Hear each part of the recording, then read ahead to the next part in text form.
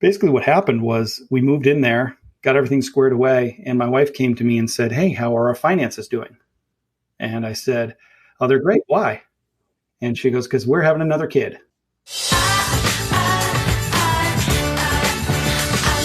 I love bookkeeping. Welcome to the I Love Bookkeeping show. I am Ben Robinson, and I am excited today to have a great man on with the podcast with us with this show. And also he has become a friend. He is the owner of Watch My Green. All right. So if you go to watchmygreen.com, that is not a site about pot. Okay. That is a site about our guest, who is a proud father of 3 handsome boys. He's a husband, as he describes it, to an amazing, supportive wife, and the founder of Watch My Green. He has a background in banking, so please don't hold that against him, but more than banking, in finances and helping people to get control over their finances. He is a great bookkeeping professional. Welcome to the show, Justin Boynton. Thanks so much. Was it Mr. Rourke or Ben? Yes, you can call me either. Just don't call me late for dinner. All right, sounds good. Oh, thank you for being with us today, Justin. Let's hop right into it. So you're from the Boston area, and we will not hold that against you. But being from the Boston area, the most important question is, which beer is best? Ooh, there's so much to choose from, but got to go Sam Adams. Okay, all right. I mean, it's a staple up here, so it's good. And I tell people that I live near Boston. I'm from the little town in central New Hampshire, but I live about 30 miles north. So being at my house, you wouldn't really know that I'm near Boston at all. So, but that's the general area that everyone knows.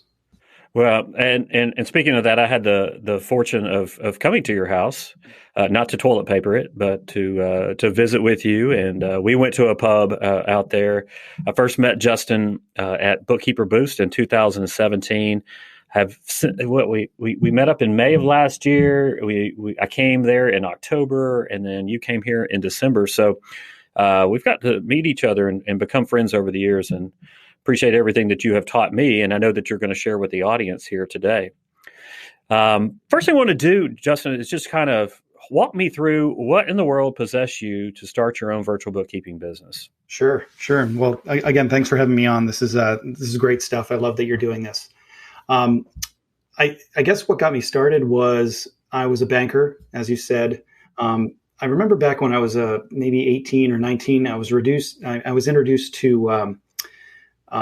to business ownership. I read the Cash Flow Quadrant and Rich Dad Poor Dad and all those great business books. And I always had a bug for wanting to own my own business, but I never really had the capacity, the money, the guts to go out and start my own business. So basically what I did was I just got into work. I worked in retail management, and then that got me into banking. And it was a good career. I felt like I helped a lot of people. Sometimes I felt like I wasn't doing all that I could, but it was a good career. I had good hours and all of that. So we were doing that. My wife and I had 2 kids at the time, and we were living in this smaller house, maybe 1,100 square feet or so.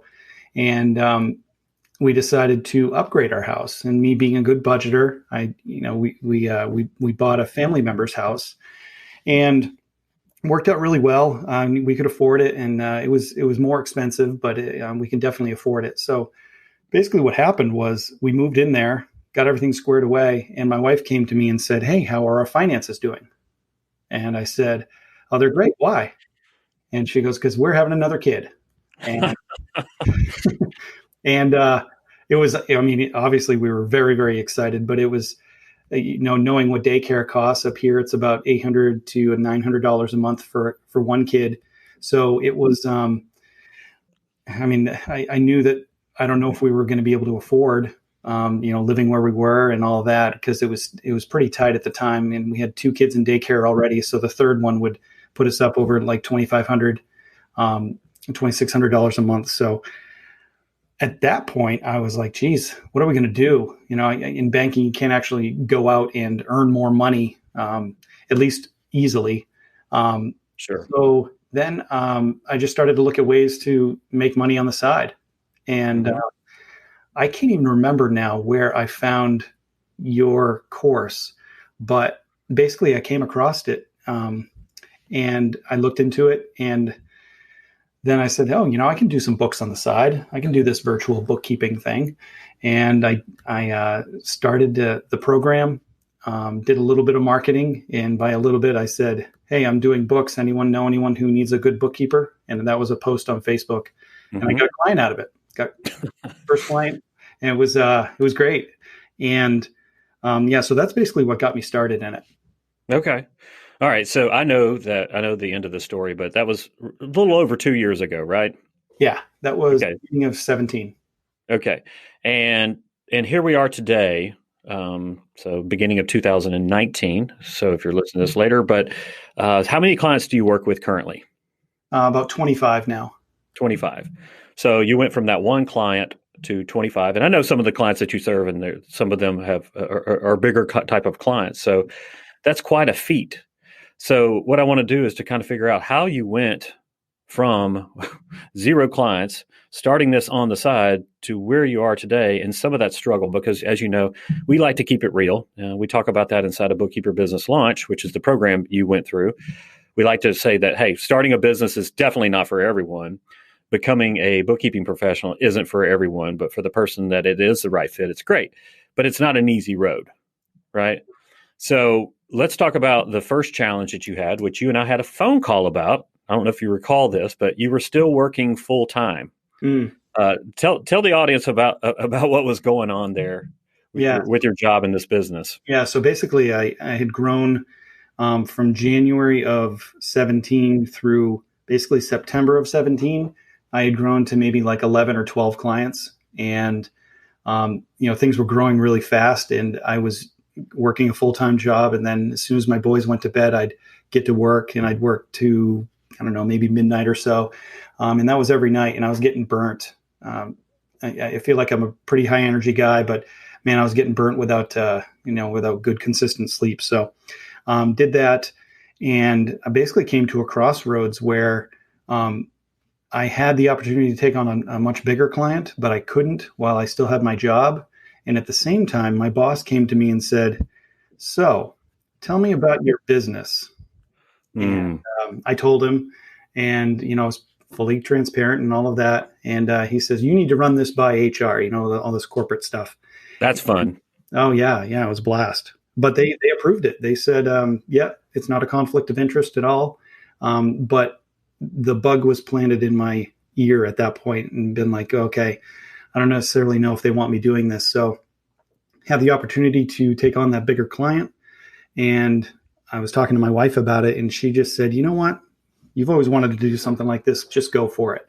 And she's been so supportive and so great. And it's been so amazing.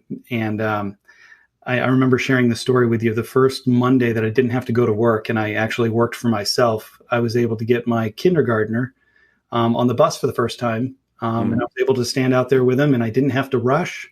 I didn't have to get anywhere, and I was able to, I think we were playing, throwing a football or something like that. And it was so much fun. And to see him get on the bus that day with pure joy, that made everything worth it. I've heard that story from you 4 or 5 times, and it still gives me chill bumps, because I know that joy, right, of being able to experience that. And it's the little things like that make us go, yay. I always joke, it's, being a business owner is great. I work half days. I get to pick which 12. Yeah. And I know that's kind of what we're going to be talking about a little bit here in a while. But so going from 0 to 25 clients, obviously with the one coming from Facebook with your excellent sales message, which by the way works, right? Yeah, right. A lot of people are looking for bookkeeping professionals, but walk us through that. Let's dissect. How did you get to 25 clients? Was it just easy skywriting? What did you do? Yeah, skywriting is it's pretty expensive, but fairly that doesn't work. No, I tried it. I was very fortunate. I had developed a really good network around where I worked, around the city of Portsmouth, New Hampshire, and it was me utilizing that network, but not just like, hey, I'm a bookkeeper, but me really going after and telling people who I want to work with and all that. I learned that through your course, is knowing your market is so important.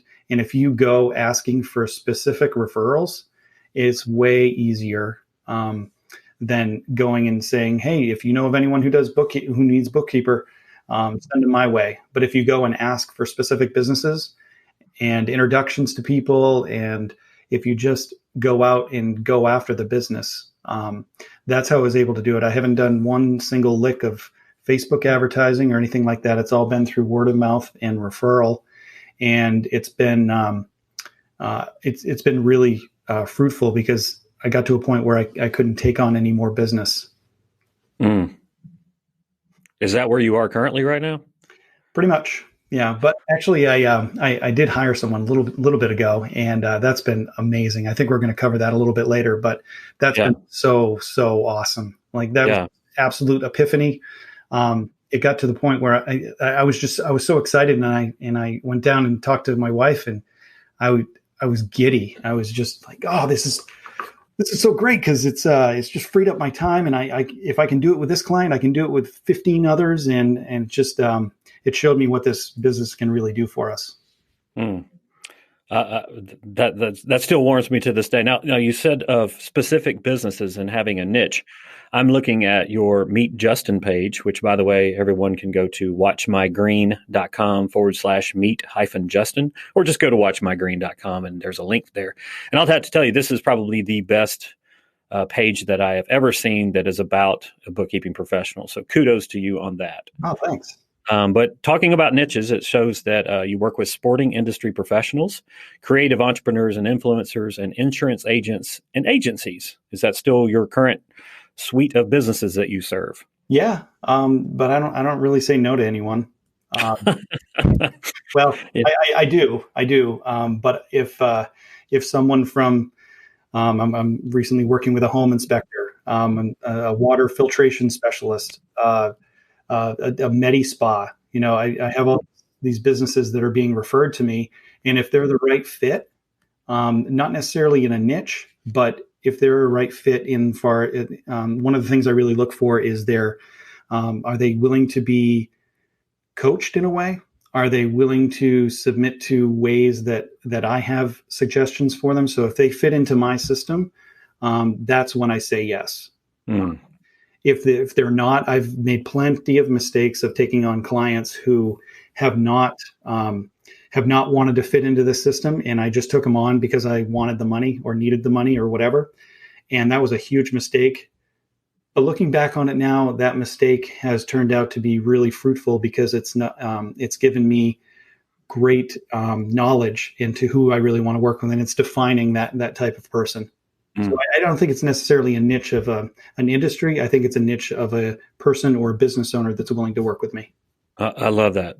Because there's more than one way to define a niche, and industry is one way. And as you described it, personality, and as you know, bookkeeping is first and foremost a relationship business. Totally. And regardless of what happens with artificial intelligence, automation, or anything of the like, there's not going to be an app or an AI that's going to replace that relationship. And the more that we can build our business upon that relationship, the more job security and the more value that we provide. So kudos to you for doing that.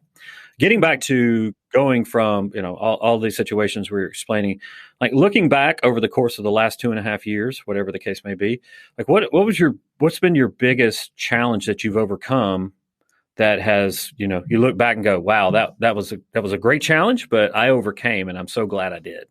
Yeah, I think the greatest challenge is systematizing things. That is, it's still, I don't want to say the bane of my existence, but man, I don't like doing it. I just don't like documenting processes and typing out this and setting this up and all of that. Once I have it done, it's freaking awesome to be able to plug someone in, to be able to look at things. And, if it's a procedure or a workflow or something like that, it is so nice to have that in place, but getting it in place is hard. And it takes time, and it takes your mental capacity, which sometimes you run out of. But that's been my biggest challenge, is systematizing things. But I have realized that there's so much value in it that I'm going to kind of push through it and just do it for the sake of that it brings me a lot of value in the end. Absolutely. As we always say, it's a short-term sacrifice for a lifetime of benefit. Just like when you were staying up till midnight, operating your business, putting kids to bed, waking up at 5, you would not want to go back to that, but you're glad you did because you're in this position now. Yeah. And have you ever had this thought? Hey, you know what? I could tell somebody how to do this and it would take 3 hours, or I can take 5 minutes and it'll be done. Have you ever had that thought? Only every time. Okay. All right. So you have a pulse and you are a bookkeeping professional then. Same thing with me, right? And we have to say, hey, if it does take us 5 minutes and it takes me 3 hours to explain it to someone, well, that means after 36 times of doing it, I'm now losing time. Because as higher math says, take 3 hours, 180 minutes divided by 5, that's 36 times. And we have to see that it is going to cost us time in the beginning, but the reward that we reap later down the road is so important. I know we're going to be talking about those systems here in just a second, Justin. So we'll get to that. So what's the favorite part of your day right now? Yeah, I would say, geez, it doesn't have to be in the business. I mean, just like, your father of 3 kids, I would say, other than going to sleep and actually getting a good night's sleep, yeah. What would be the favorite part of your day? Well, I really enjoy, as a dad, I'm a pretty physical dad. And what I mean by that is many times I pose as a jungle gym and just let them, climb all over me and run and jump. And they love that. They just love it, love it, love it. And every one of them comes up to me now and says, "Dad, I bet you can't tickle me." And of course, you know what that means. And I'm going to go tickle them. And that's super, super fun. But then it turns into always, and my wife always mentions this to me, it always turns into someone getting hurt and someone crying. And that's you usually, right? Right. Yeah. And that's probably my most favorite part of the day, for sure. Mm. What do you have any outlets, like, when you just want to scream and hurl something? I know the answer to this question, but I think it's great. Do you have any outlets to get rid of that aggression? Yeah. I love wood chopping. It's something I wish I had more time to do because I like doing it just for fun. I mean, we burn wood as our primary heat source, and I love it. And some people are asking me, "Isn't that a lot of work?" I said, "Yeah, it's a lot of work, but it's a huge sense of accomplishment. And every time I do it, it's a great physical workout.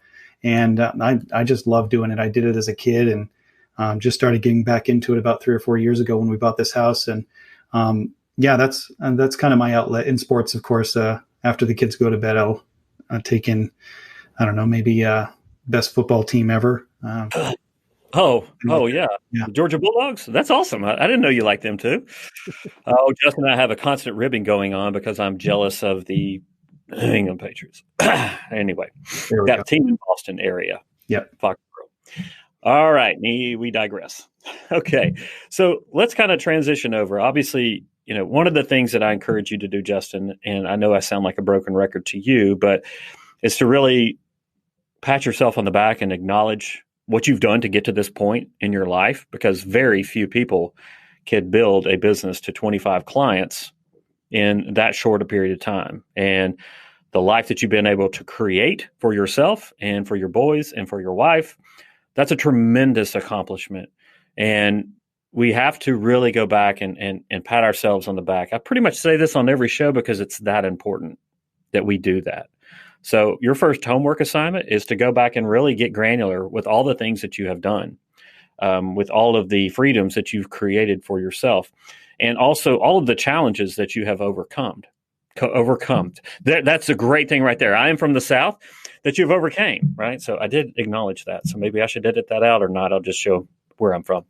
No, but really to dive into that, because what that does is it gives us that boost, that confidence that, hey, what challenge we're going to be talking about here in just a minute, I'm going to be able to overcome it. I don't know how yet, but I know that every single time something is thrown at me, I get to do that. And by the way, once you overcome this challenge, there's another one behind it. There's always that thing. And that's the thing I love about being an entrepreneur, is that it's never dull. Once we get to, it's like martial arts, right? There's never an end. It just continues on.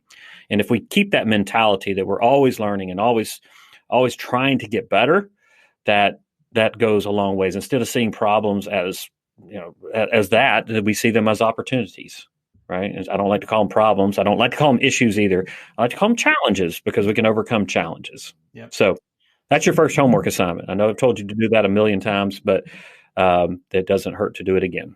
Well noted. So, okay.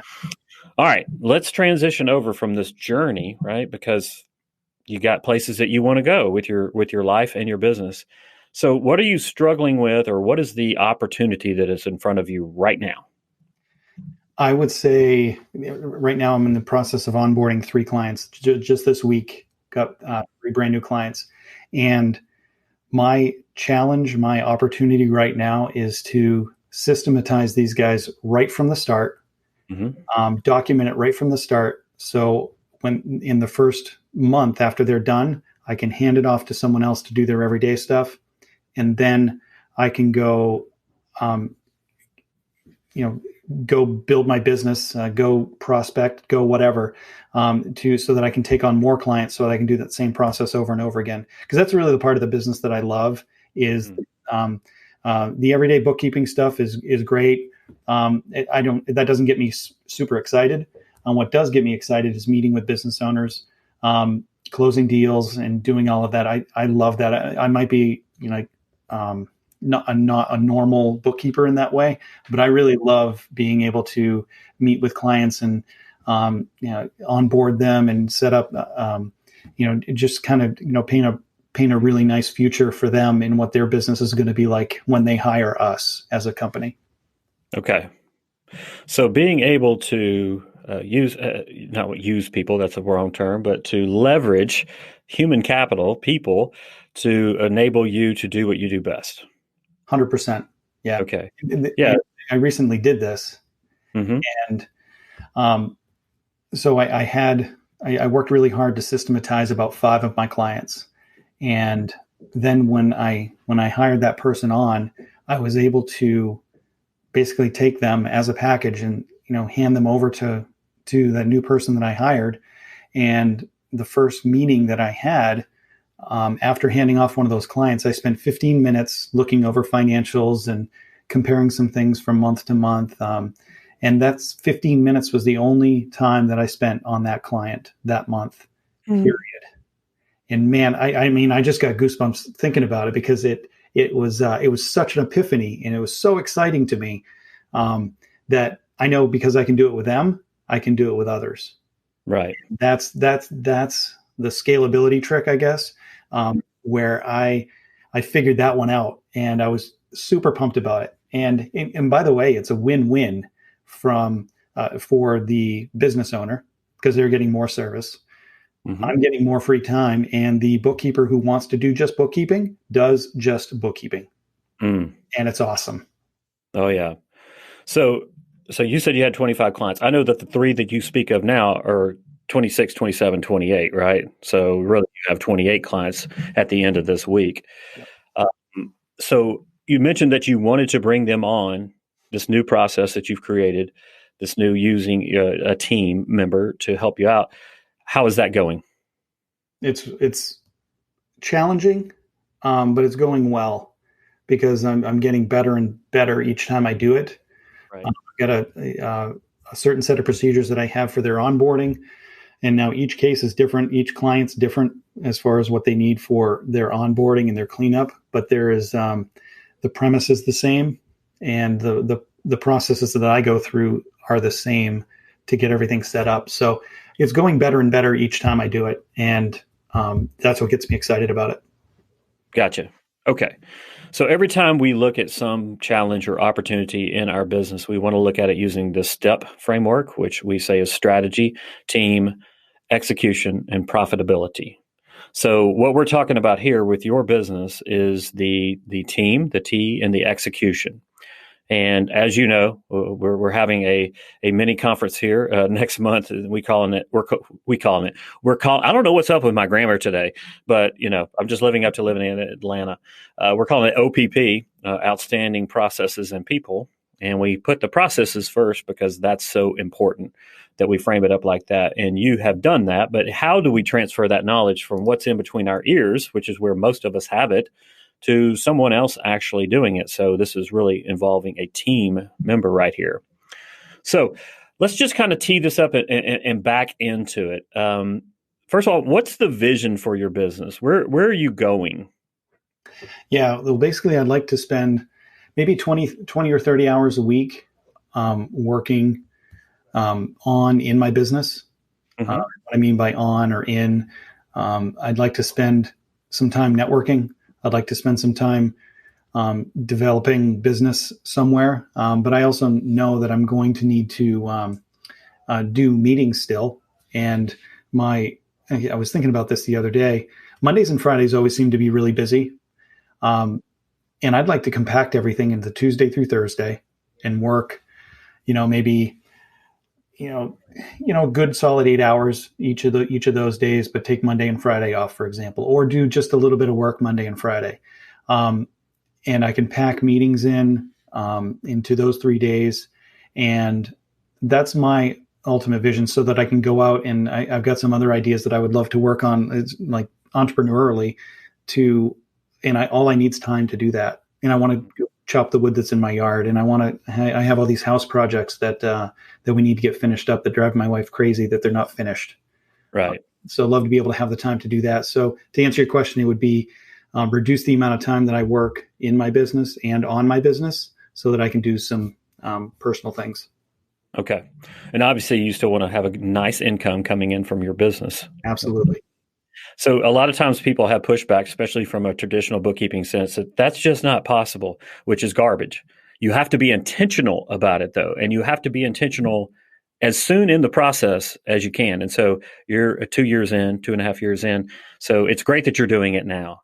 But the reason that I ask you that, Justin, is that you've got to keep this in mind as you're making decisions as it relates to your strategy, your team, your execution, and your profitability. It gives you a framework, a question that you ask yourself: is this getting me closer to that vision for my life, or is it taking me further away?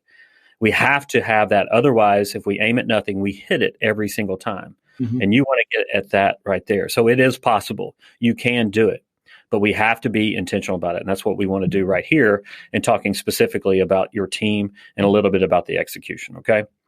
Let's go. You've started this process, right? So you're on client 6, 7, and 8 out of 28 to get onto this new thing, this new system where somebody else is handling most of the transactional, the classification, the financial statement production, and you're coming in at a higher level to review it. Is that correct?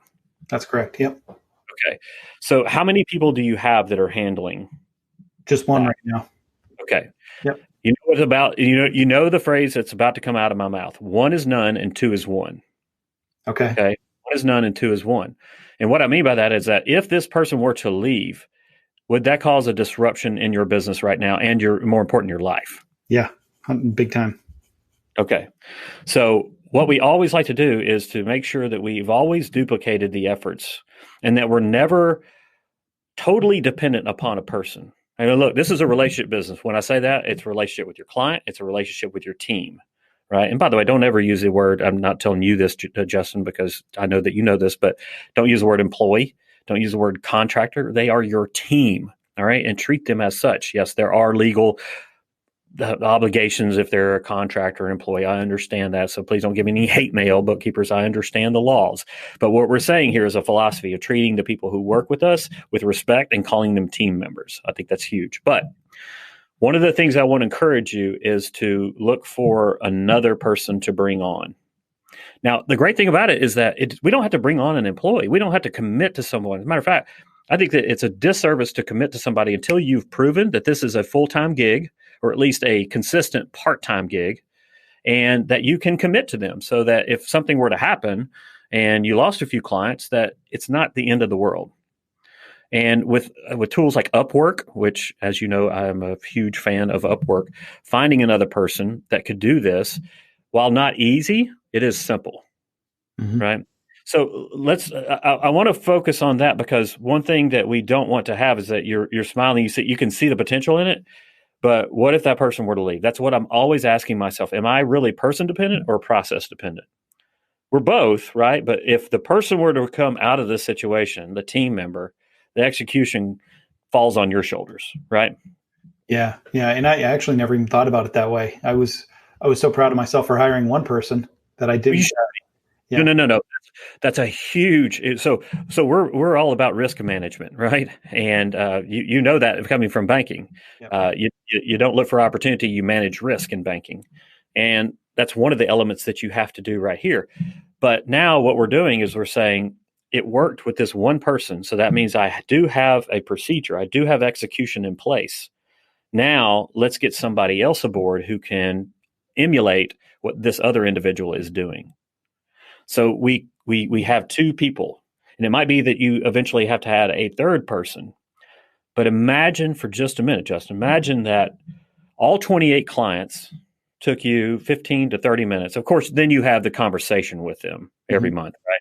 So I understand that those take time, right? You're at least an hour probably every time speaking with a client. Yep. That's what you love to do, correct? Yes. Okay. So let's say you had 28 clients. Let's just say 30 minutes that each of them take you a month outside the call, hour and a half apiece. So between the call and this, so we've got what 28 times an hour. That's 42 hours. That's a week worth of work for you. In a perfect world, right? Hmm. Here are people in the background laughing, but you can create this, but you got to be intentional. So there's 42 hours that you spend on just the clients that you have now. So now, if you were full time, you got about another 120 to be doing other things. Yep. Now, people say, well, that means I'm going to have to pay money and I'm going to be making less. Yes, you are at the beginning. But if you had 120 free hours, now we say, well, what am I going to do with that? Mhm. You can go out there and get more clients because that's really what you're great at. You can go out there and spend more time doing the things that you enjoy and probably make as much, if not more money and live that life that you want. Mhm. So that's the carrot, right? That's what we're going after. But the first step in this for you, because you've already taken the first step of getting the procedures recorded to getting them going. But the next thing for you to do is to get that second person in there. And maybe you only hire them for 5 hours a week Sure. and contractor, as long as you meet the requirements that they truly are a contractor. Maybe it's just 5 hours a week, but getting another person into the rotation, so to speak. The Boston Red Sox don't have one-star pitcher. They have four-star pitchers. Mhm. What happens if one of them goes down? It's not good, but they don't rely upon one pitcher every single game. Yeah. They Yeah. have multiple people. Yep. Not that you don't have an ace in your bullpen, but you've got to have coverage there. So that's one of the first things I want to encourage you to do. That Okay. makes sense? Yeah, absolutely. Okay. Let's talk about how did you find this the person that is working with you now on your team? How did you Yeah. find them? I posted it out in our Facebook group, among 5,200 people that are on there. There's many people that don't want, there's many people on there that don't necessarily want to build a big business, but they still want to do bookkeeping for a good, a really good rate. Mm-hmm. And I put it out there. I got 27 applications in 24 hours, and it was just going through and choosing the right person. It was actually pretty easy. I had obviously good rapport and all of that, but it's just as long as we communicate and we're on the same page, everyone can code transactions correctly, and it's just a matter of finding the right fit. Yeah. Okay. So for this is a shameless plug for Bookkeeper Business Launch, the community that Justin was just speaking about. Regardless if you're a part of that community or otherwise, there are other groups, right, that have a lot of bookkeeping professionals who are in there. By the way, this is an aside, total aside. Use the word that you're a bookkeeping professional and not a bookkeeper. This is not just to you, Justin, but to all of us, right? A reminder that we are a professional on par with accountants, attorneys, all of that. Okay. That mindset change, saying that I am a professional, is huge. It may only be, it's kind of like using the word team versus employee or contractor. Bookkeeping professional, I think it's key there. But now going out there and finding someone, let's drill down into this person that you found. Okay. What made you hire them? Male or female? Oh, it's a woman. Okay, female.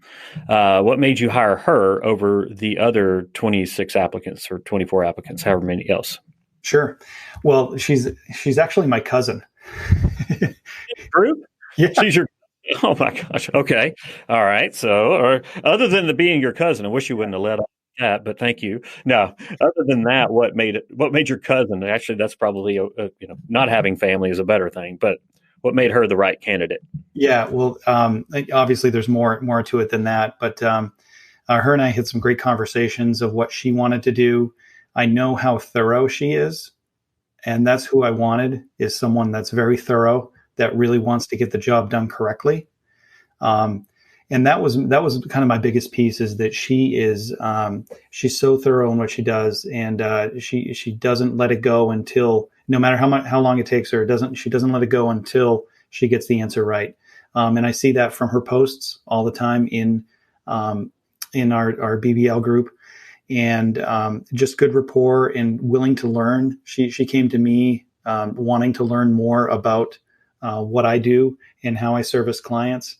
So her willingness to learn, her thoroughness, I guess is the word, and obviously we have a great rapport together as well. Okay. All right.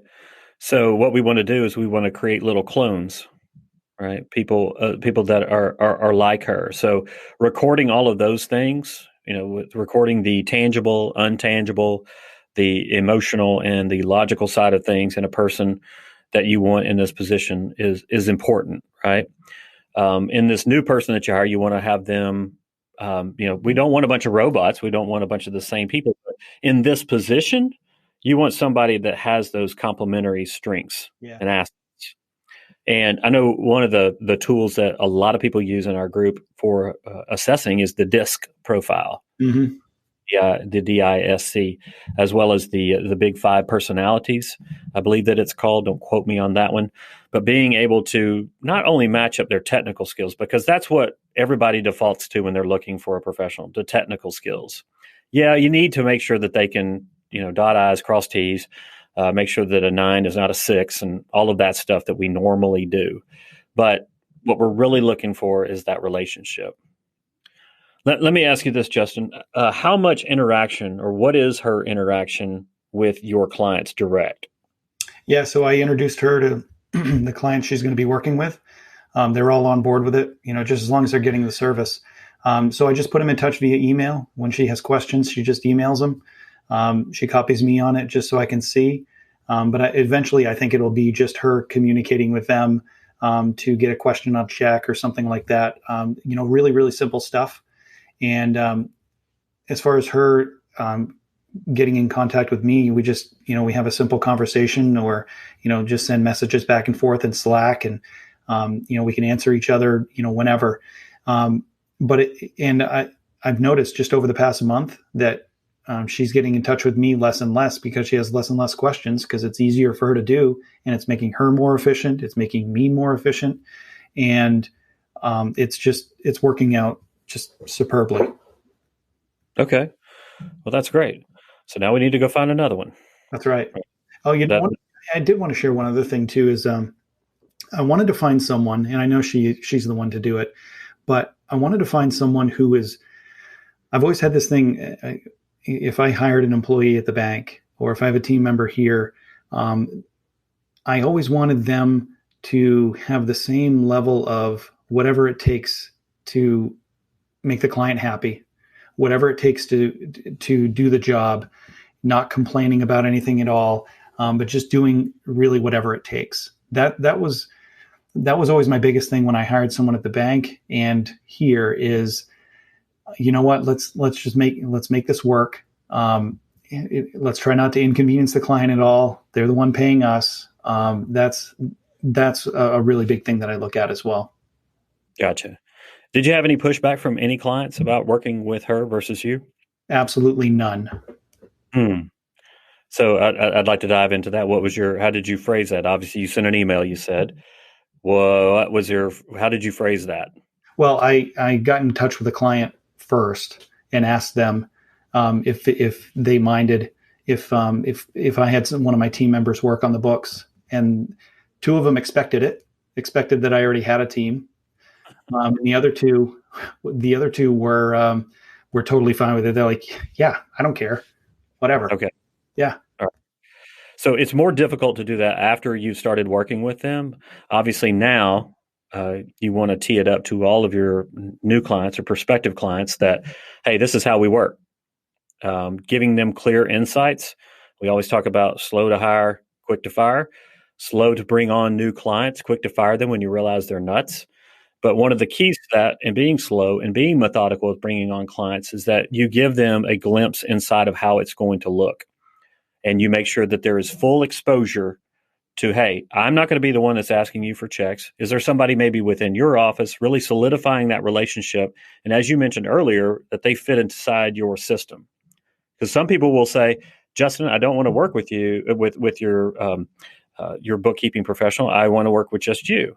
Okay, great. That's not how I work, and I'm not going to work that way. Right. And for some sort of extenuating circumstance, which I wouldn't recommend, because again, we go back to, is this fueling the vision that you have for your life, or is this taking away from it? And in that case, it would be taking away from it.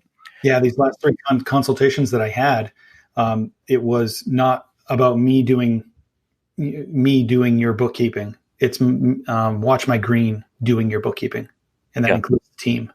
Absolutely. So that stage is already set, and I felt really good about it. And of course, all of them were on board. Sure. Well, and that's tremendous. I mean, you will run across people that it's not a good fit, and that's fine. We always say that marketing is about repelling as much, if not more, than it is about attracting the ideal client. So kudos to you there. Now, how many hours a week does your current bookkeeping professional work with you? Oh, I think right now she's like 8 or 10 hours a week. Okay. All right. 8 or 10 hours. How many clients do you think she could service? If she's servicing 5 now, I guess assumed to be 8. Is that correct? No. Right now, I think she's at capacity because she has her own clients as well. Oh, okay. Yeah. All right. So she's servicing 5 clients, and so she can only hold those. So here's a cap, right? Here's a constraint for you right now, which is why I'm encouraging you to hire. And actually, probably what I would tell you, Justin, is to hire 2 more people. Okay, because one of them probably is going to work out, and one of them might not, or they might both be bang up jobs. But if you have 10 hours worth of work to do a week, I would rather have 2 people working 5 than one person working 10. And when you're working with contractors, again, keeping up with the legalities and all of that stuff, we spread our risk out. Mm-hmm. But since they are working with your clients, they have to have relational skills too. So anything, this is just a pro tip, anything that they're going to be doing day in and day out with your clients or with you, you want to simulate during the interview process, during the vetting process. For instance, if, writing an email saying, hey, I'm missing these documents is part of what they do, then I want to tee that up and say, how would you reply? How would you send this email? I want to see that. I want to put them in there. And it's not just you, it's not you being an ogre, it's you seeing how much, how capable they are at that. Mm-hmm. I can almost guarantee it's not the transactional and the technical side of things. It's a relational thing that's more challenging to find. Yeah. Because some people in this, I've met some, not necessarily from your group, but I've met other bookkeeping professionals who are so by the book and so black and white, and their relational skills aren't high, and they tend to turn people off when they don't mean to. Mm-hmm. When they send an email, they said, I need these documents by the end of day tomorrow. Well, yeah, maybe we could have put that in a little bit nicer way. I mean, it just seems really simple, but I have run into that before. So yeah, that's a great piece of advice there. Yeah. And as a matter of fact, I would do something like that before I ever got on the phone with them as part of the application process, is giving them something like the biggest thing that they're going to be doing, the linchpin, obviously not making them spend a ton of time, but if they're not willing to spend 30 minutes on an application and a test, so to speak, then they're not somebody that you want anyway. So when we were trying to hire IT, we gave this process or this project, and I had a guy that said, yeah, I'll apply, but I'm not doing that thing. Well, bye-bye. I don't need you. Right? So that's totally fine. That's an easy filter. And another thing, and that I like to do this, and I've mentioned it before on the show, is the Easter egg inside of the job application, because we want people who aren't only relational, but attention to detail. So buried in the middle somewhere in a paragraph, I say something like, please reply to Ricky Bobby or to Brennan Huff or to, something Michael Scott, something goofy from The Office or a Will Ferrell movie, so that I know that you actually read this. And I just say that because if they're not actually reading it, and when you put things on Upwork, there's bots and all that sort of thing. But really, for this position, you want to make sure that people are paying attention to detail. Yeah, that's a good piece of advice. So let's go back to this. So we're talking about obviously freeing up your time so that you can go back to that ideal situation. So first exercise is that we need to go back and really frame that up, be specific about what it is, what your vision is. Number two is to create that job scorecard or create that gig scorecard where really it rates out who your perfect person is. So that would be number two. And then number three, post that up any and everywhere to begin getting applicants again. Here's another thing. You, since it is the busy time of year, you're probably are you busier now than you will be in May? Let me ask you that. Yeah. Okay. So I don't know what your pipeline is right now for taking on new clients, the capacity, but you are limited because of now, if she is at her max, your current bookkeeping professional, then all the work is going to fall on you. Mm-hmm. Right? So I would make this priority number one, that I'm finding 2 additional people. And also, 5 hours is maybe I'm just using that hypothetically, Justin, but I also want to make sure they have some capacity for growth. Like if 5 is as much as they can do, right. And I might skew towards people who are like, you know what, I tried the bookkeeping business part. I love the bookkeeping, but I hate the marketing. I just would love to work for you. That's fine. That's what you're looking for. You're looking for people who are going to be with you for the long haul.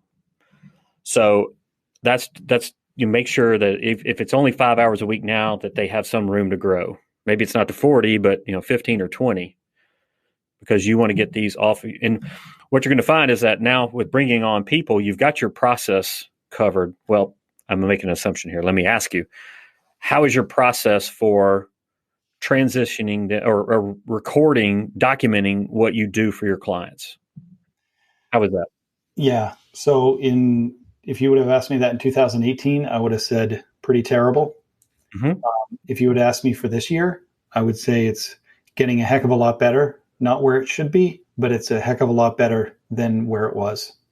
Okay. All right.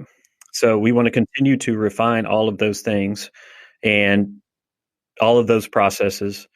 We want to be able to bring multiple people on. And by the way, when you bring multiple people on, you're doing your training as a group. You're not training one person and then the other person. You're training them as a group. So that doubles your efforts, right? And there's probably some training that your current bookkeeping professional can do for you. So always look for these leverage points, but while making sure that the quality is still there. Yeah, good point. Because if you get too far removed from it, like he said, she said, playing the telephone game, then you're looking at financial statements 30 minutes before a meeting, which don't do that. But, and you're going, these are wrong. And now I got to go into the client and say, hey, here they are, but they're wrong. We'll come back with right ones. That's not a good position. So, getting these other people in play and refining that execution, those processes is really what you want to do. You want to carbon copy what's already working. Double down on that. Yep. Now this will probably mean that for some time, what you were spending networking is going to be, you're going to start doing this. So it's going to take up some of your time. Yeah. But also the silver lining is that in a few months, you're going to be able to go back to what you do. And now you have capacity. Mm. And now you know how to hire. And I would tell you, never stop marketing and never stop looking for great people. If you really want to scale this business, that's 2 keys. Yep. It doesn't mean that you have to hire them, and it doesn't mean you have to bring them on as clients, but never, ever stop marketing or looking for good people. Because if we do, we have nobody in our farm system. The Boston Red Sox, they have an A team, a rookie league, a AA, a AAA, and they're always out there looking for fresh blood. Mm-hmm. Or else they'll die as a team and an organization. And we need to be doing the same thing if we want to scale our business. I know there's a lot of listeners that are like, hey, this is just me and I want to keep it that way. Great. That's fine. You don't need to be doing that, but you should never stop your marketing. Again, it doesn't mean you have to bring on every client. So yep. That's my homework assignment to you there, Justin. All right. Sounds good. All right. So I know that that's not a total solution. It's a simple solution. It's a lot of work on your part. Are there any other challenges inside of having somebody else do the work that you were once doing that you would like to address? I think one of the biggest things is finding a system, not only recording those different processes and all of that, but a process in developing those processes, if you know what I mean. So there are certain there's certain things that we have to do for every client, and they may differ from client to client, but developing a process so that you can map out everything, that seems to hurt my brain a little bit, and that's something that I've really struggled with over the past couple of months when I'm onboarding all these new people, is just getting, because I know it needs to be done, but putting it in a logical order, so I'm not going back and saying, oh yeah, I got to add this, and I got to add this over here to my project management software, and add this to the CRM here. So developing a process and having the tools to be able to do that. Okay. So sometimes we can't see the forest for the trees. Right. Right. When you're in the minutia of doing it, it's hard. One thing that I would tell you to do or advise you to do here is to get your current bookkeeping professional to document what it is that she's doing. Yep. In the order in which she's doing it. Have her go through, because now you're going to spot things that you've either forgotten about or that is client specific, because we have global processes, right? And global processes are what we do for every single client pretty much. We may add on a service, but there's a global process for that add-on service. Yep. And then we have the client unique processes. And we want to make sure that the global ones are the vast, overwhelming majority of what we do, and that the uniqueness for each client is 10, 15%. And again, that goes back to you filtering, saying, does this potential client match to my system? Right. And making sure that they do. So it's not like, it could be a little bit off. If we're heading due north with all of our clients and this one's, northwest, fine. If they're south, no good, right? Or even west. You want to make sure that they're very close to what it is that you're doing. So that's just another piece of sage advice. Ask me how I learned that one. All of it's through the School of Hard Knocks. Yeah. Right. Absolutely. So that's instrumental. But man, while it is a pain at the beginning to go through all this, it's going to be a huge benefit to you in the future. But have her document those in addition. Okay. Also, and I say this pretty much on every broadcast, but you guys know that I'm a big fan of screencasts. While you're actually doing work, because I know that you're still doing a lot of client work, hit record, and just while you're doing it, talk it out like you're talking to yourself. Like tomorrow, if your son wanted to come in there and do it, your kindergarten son, or now he's first grade, right? He could come in there and do it, right? That is at that level that you just walk them through. You're doing the work, you're getting it done, and you're also documenting it. I love that advice. I'm the education coordinator in my BNI group, and I did an educational segment on. I did like a 5-minute presentation on doing something that you recommended to me, and that's systematizing. And I did it on that exact thing where you document everything that you're actually you do it, you record it, and then you have it transcribed. And there's a couple of people in my BNI group took advantage of that, and they said it was instrumental. So yeah, I'm spreading the word. And it's so simple when you think about it, right? Yeah. None of this stuff is rocket science. It comes down to blocking and tackling. I don't know who it is that said that any damn fool can make something complex, but it takes a genius to make it simple. And everything tends towards complexity. And by the way, for everybody out there, every time you add, I see people that are app happy, that are technology happy. Every time you add a piece of technology or a process or a step, you add complexity. You add complexity by default. Now, the key is that complexity, is the simplification or the leverage that we get on the other side of that worth the complexity that we add? So never think that an app is a solution. Never think, it's always just a tool. That's what it is.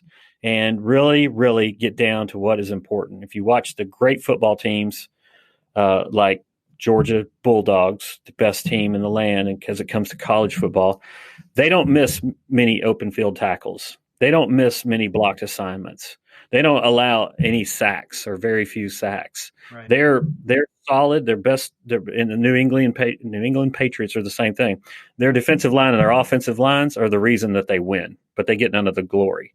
The same thing in our business. We're always looking for that app. We're always looking for that flash running back.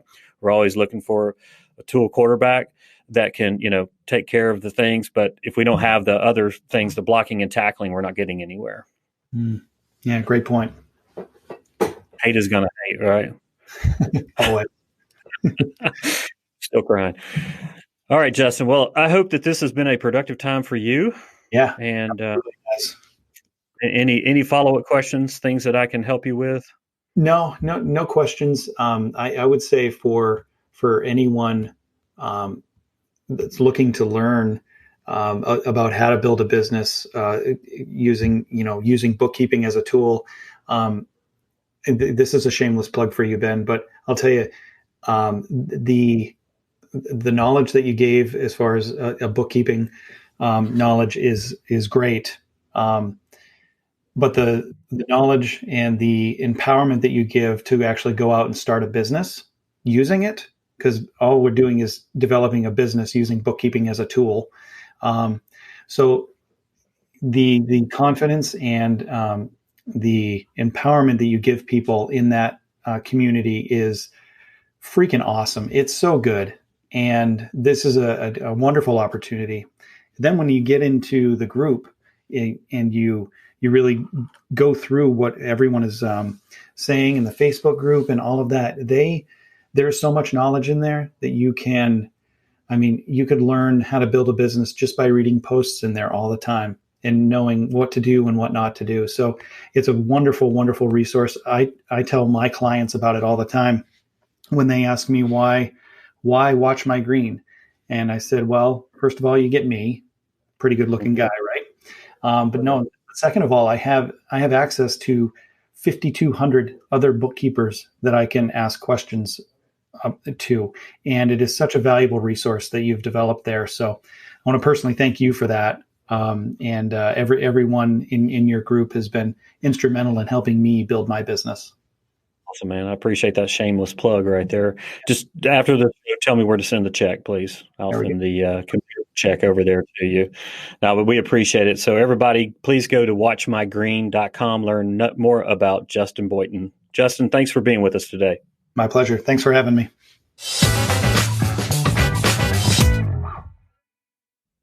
Listen, if you would like to hear more great conversations just like today's, then I want you to head on over to ilovebookkeeping.com. There, you're going to find all of the shows, the notes, and some other great goodies that we have for you there. Now, if you'd like to be a guest on the I Love Bookkeeping show, there is a link that says Be a Guest. Go in there and we'll walk you through the process of getting on the show. And finally, to discover more about our programs, go to the courses page on the ilovebookkeeping.com site. There you have it, another great episode of I Love Bookkeeping. Thank you for being a proud listener, and thank you for being a bookkeeping professional. Enjoy the rest of your week. I love bookkeeping. Here's a little shout to all my friends working hard at keeping the books. You want to change your life, you want to grow that biz, it's not as hard as it looks. Be a money guide, a profit coach, step up your game